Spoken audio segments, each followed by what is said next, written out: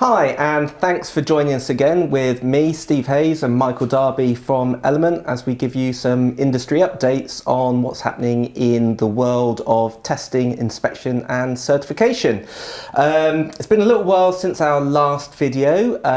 We did that in the autumn or fall of 2022, and here we are in 23.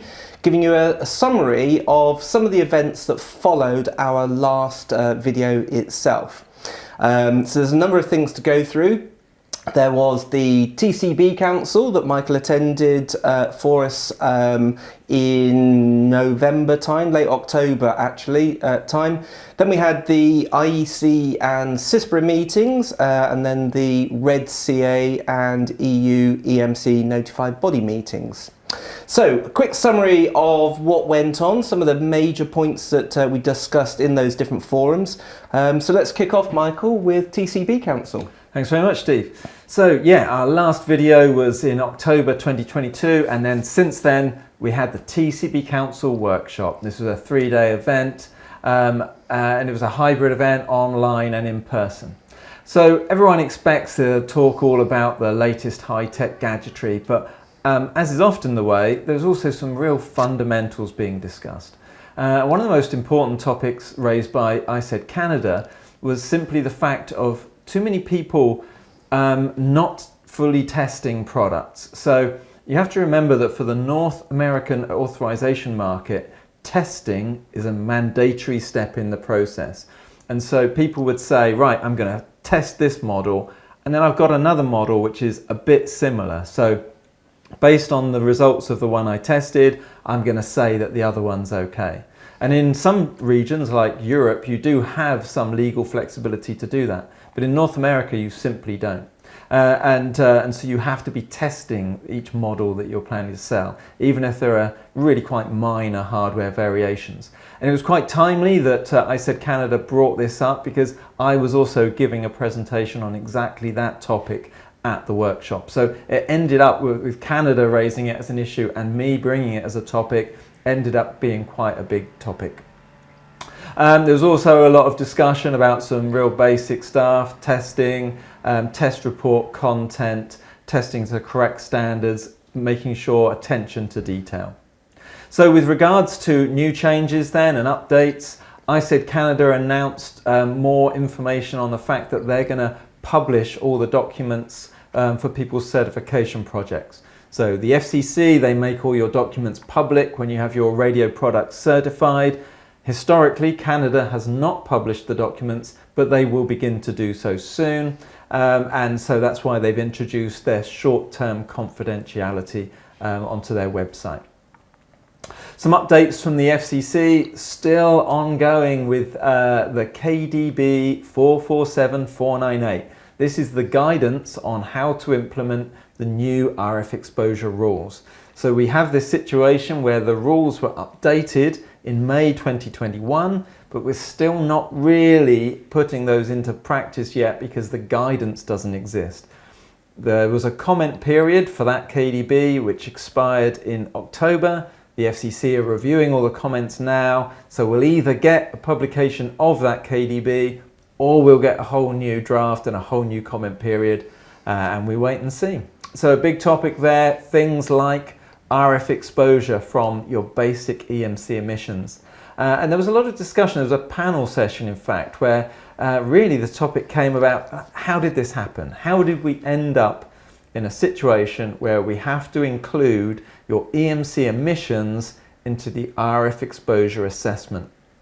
And one of the simple questions, of course, was, are we doing this because there was some real health scare or health concern? But actually it wasn't so much that. It was more the case that the FCC rules were modified to say that all RF sources must be considered. That rule went through, no objections, it's published in the FCC rules. But now, of course, we have to understand that even an unintentional radiator is classified as an RF source in the FCC rules. And it would be very, very difficult and political suicide, really, to try and go back and take out, basically to announce you want to remove a safety issue from the FCC rules. would not be a popular move. So we're stuck with this now, and so we're looking for a solution. Another KDB that's under debate is 996369. My personal favourite KDB, if that's not too geeky a thing to say, radio modules. So it's under review, and the TCB Council has a modular board, a modular committee where we review changes associated with radio modules. I'm the chair of that committee, and there's a lot of other really helpful people in our industry. We all got together and we reviewed the draft changes proposed by the FCC, and we submitted our comments. The comment period expired on the 2nd of January 23, so we got our comments in. Some of the big topics there that the FCC are looking at is things like when you put multiple modules into a host, what do you have to do? Who takes the responsibility for RF exposure? Is this a class 2 permissive change, class 1 permissive change, maybe just an investigation by the installer?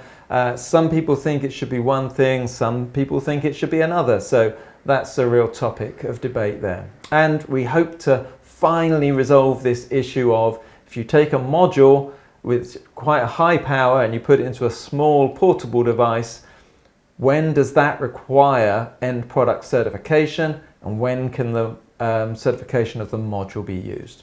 So those were some of the hot topics from the FCC and ISED Canada. We also had some cool industry updates, for example, a presentation on Wi-Fi 7. It feels like only a few months ago that we were talking about Wi-Fi 6. Now we're on Wi-Fi 7. Not to be confused with Wi-Fi 6E. So Wi-Fi 7 is just the next protocol level, bigger bandwidths, more data rate, and more cool features, channel puncturing. It looks a bit like carrier aggregation from my RF kind of point of view, but it's really all about getting more data rate through your Wi-Fi channels. A little bit more information from the FCC on their whole Part 15 antennas issue. More details for us all in regards to what level of detail must be included in an application for antennas, and when is an antenna gain measurement necessary. So those were the main and exciting things from the TCB Council workshop. That was the last week of October. Good to be part of that. And then pretty much straight after that, Steve, I think you were off to San Francisco for some meetings there. I was, yeah. Thank you, Michael. And in fact, actually, the IEC meetings this year were exactly following it. It was the next week following TCB Council. And the IEC has their main plenary meetings once a year where all of the different IEC committees comes together and starts debating content of existing standards, topics for future standards, and resolving a number of issues with existing standards. So my focus was predominantly on the IEC CISPRA standards, those that are to do with interference to radio services. And probably there was a few topics that really stuck out. I guess first one is emission testing below 30 megahertz. So over the last few years, it's all been about definition of calibration of antennas below 30 megahertz, definition of test sites below 30 megahertz, and also emission limits below 30 megahertz. With the advent of 5G and much higher frequency technologies, now our focus is moving to the other end of the spectrum. So typically IEC CISPRA standards stop at 18 megahertz, but because of millimeter wave, the agreement a few years ago was to actually start defining requirements above 18 up to 40 gigahertz. Actually, it's going to be about 42.5 gigahertz because of harmonics that relate to some of these new frequencies that are in use. So no emission limits yet, no new test methods, but really agreement on those are the topics that need to be worked on over the next couple of years to make sure that these CISPRA emission standards remain fit for purpose.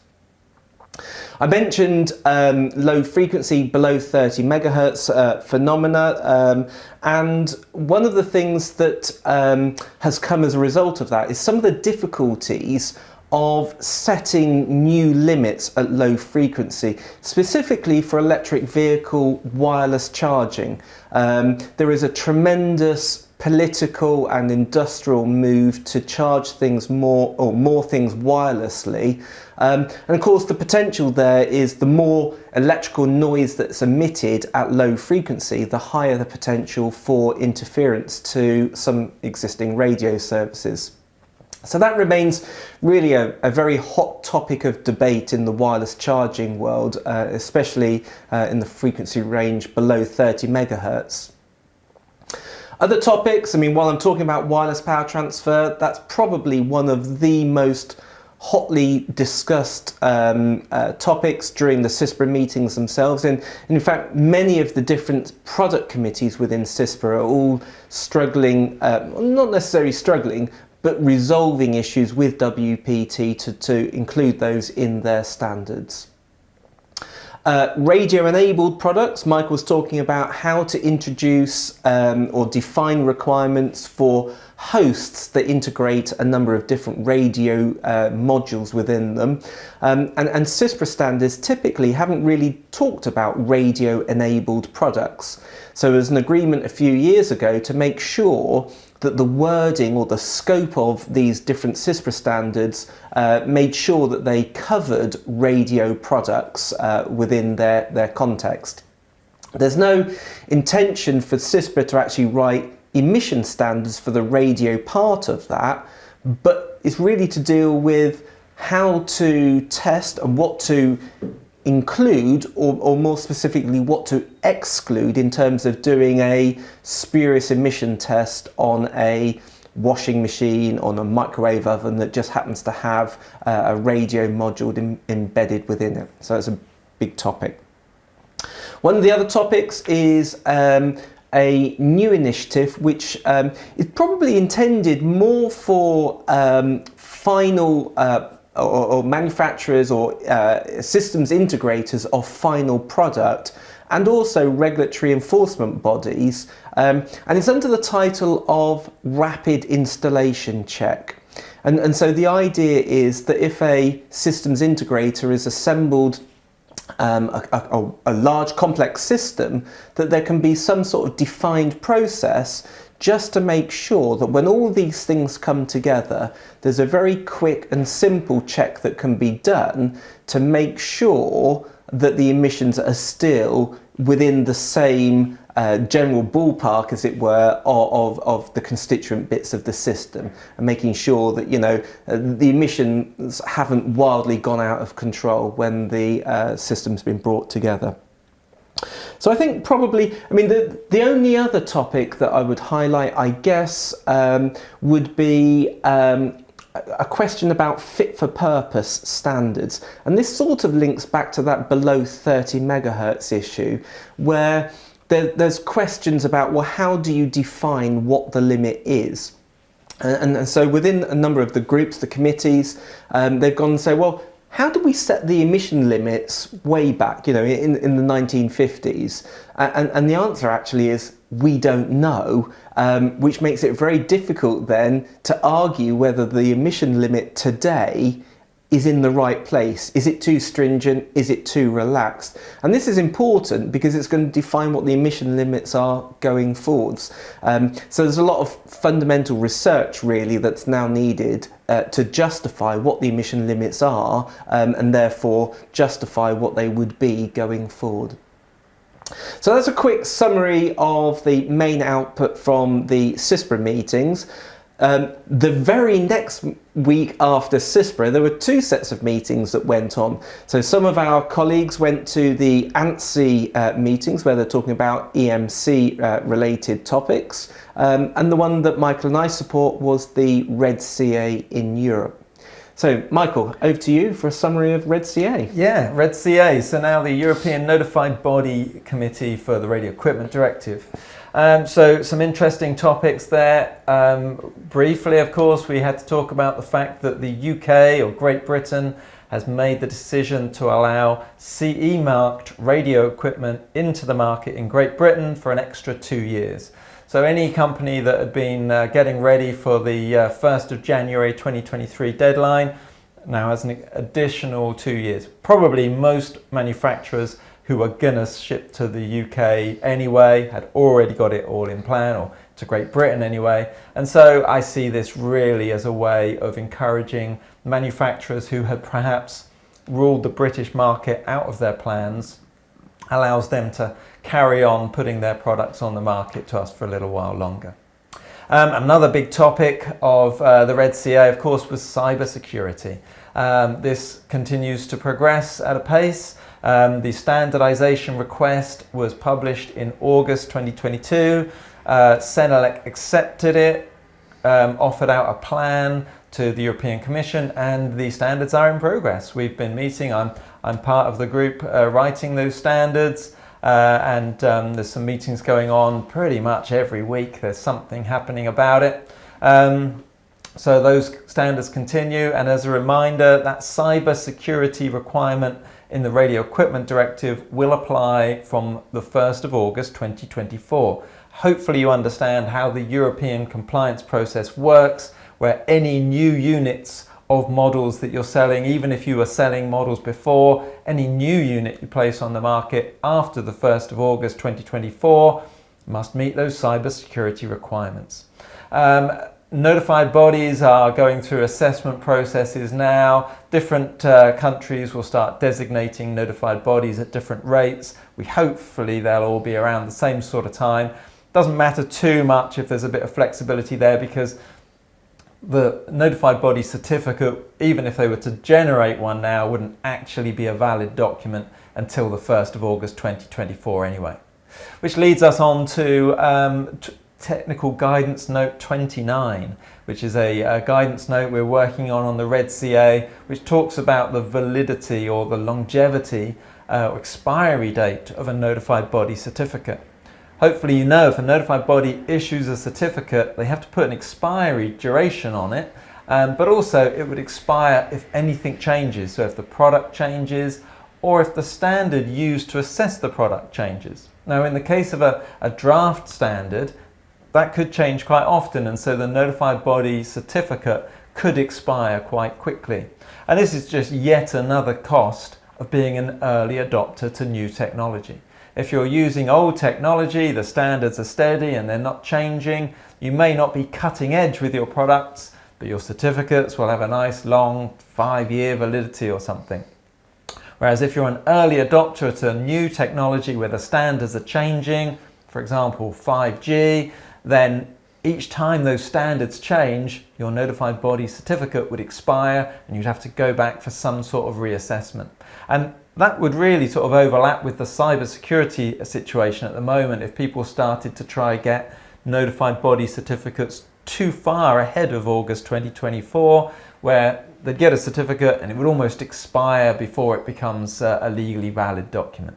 But that's still quite a long way off. The standards are in progress. I do know that Senelec has written to the European Commission to say, is there any chance of delaying that implementation date? But we'll wait and see what happens there. With regard to market surveillance in Europe, market surveillance activities were reported. It's interesting information. Campaigns for next year, they're looking at products that involve a SAR test, looking for IoT device like home appliances with radio modules in, and they're going to be looking at radio-enabled vehicles. Which makes me think of Technical Guidance Note 33, which is a document we discuss often, and Steve is in fact the author or rapporteur for that Technical Guidance Note. Steve, how's TGN 33 going? Anything new? Any progress? Yeah, thanks, Michael. Well, TGN 33 is one of those topics that rumbles on, shall we say. In the notified body part of the Red CA meeting, the European Commission participate in that particular session. And we talked about TGN 33 because there's a slight discrepancy between the view of many notified bodies and that of the Commission itself.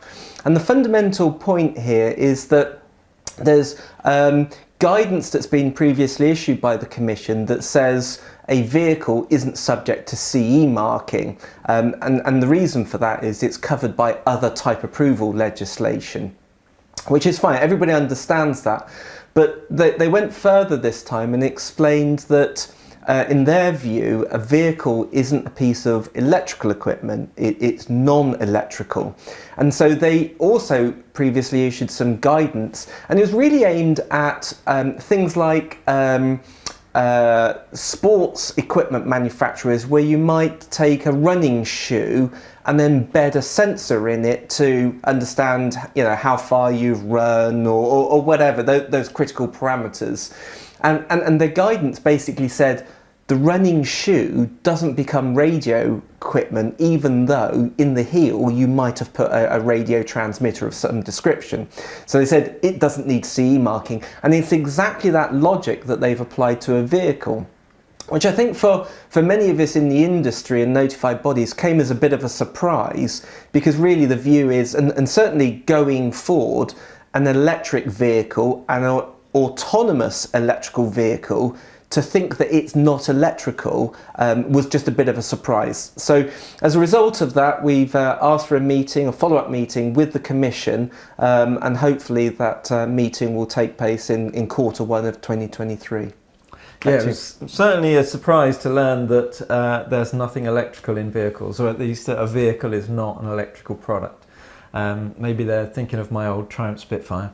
So yes, other things. So then the meeting ended. That was all good meeting. But then since then, just after the Red CA meeting, the European Commission put out a new list of harmonised standards, the official journal of harmonised standards to provide presumption of conformity for the Radio Equipment Directive. And we were all very excited to see some EMC standards listed at last, some of the EN 301-489 series of standards, but they all had a little restriction on them, and the restriction was a bit vague and a bit unclear to us, at least. And so when we delved deeper, we realised it was, if there is any kind of tolerances allowed in any of the tests, then that would be an exception, and that particular test, for example, would mean it wasn't a harmonised standard. And so one of the examples of that would be radiated immunity. Now, if any of you out there have ever had the exciting opportunity to calibrate a radiated immunity chamber, don't want to go into too much details, but it's pretty much impossible to do that without taking use of the tolerances which are written in the standard. The standard says the field can be set up between 3 volts per meter and 6 volts per meter. And most labs will try their best to fit within that tolerance.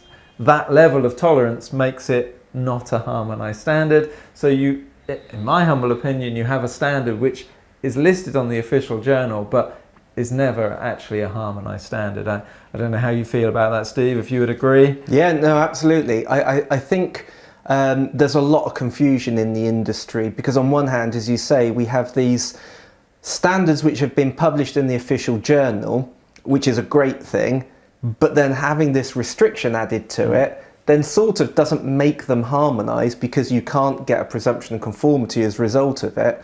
And it's left manufacturers with, well, what do I do? And so for many manufacturers, it's typically business as usual. Now, we're really talking about EMC standards here that don't require the use of a notified body. On a mandatory basis, you can use a notified body on a voluntary basis. But I think the reality is that it's caused a lot of confusion to the industry. And again, as industry representatives, we've, through the Red CA, asked the Commission to help with some of interpretation on that, to help everybody understand what they really mean and what their expectations are. Yeah, there are plenty of standards on the official journal with a limitation on them. And for the most part, that's not a bad thing, actually. For example, if you've got a short-range device standard and it says the receiver part doesn't provide presumption of conformance, well, all those products which are transmit only, those manufacturers would say, great, no problem, we'll take that, it's a harmonised standard for us. Or you look at the LTE standards, where the OTA testing for smartphones wasn't included in the, it was excluded through restriction. And so a smartphone may not have been able to apply that as a fully harmonised standard, but all those other products, radio modules, for example, would say, well, that's fine by us, it's a harmonised standard for us. Whereas this case of the 301-489 standards really. The restriction applies to everybody, and therefore it's not actually a fully harmonised standard for anybody.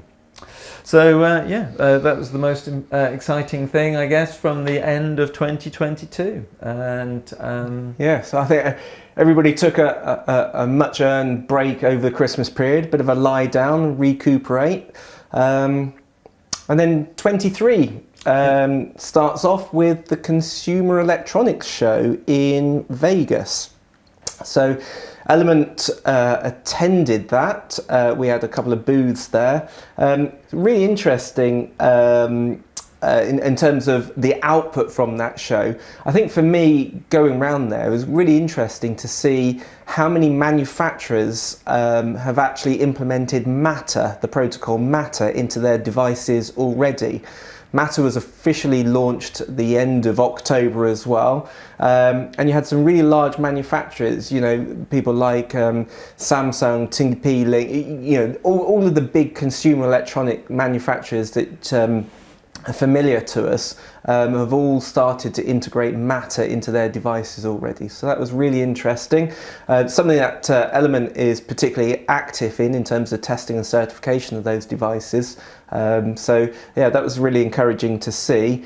And then I think other events coming forward into the spring of this year, we've got another external forum that you and I are both supporting, which is the Rohde & Schwarz Demystifying EMC.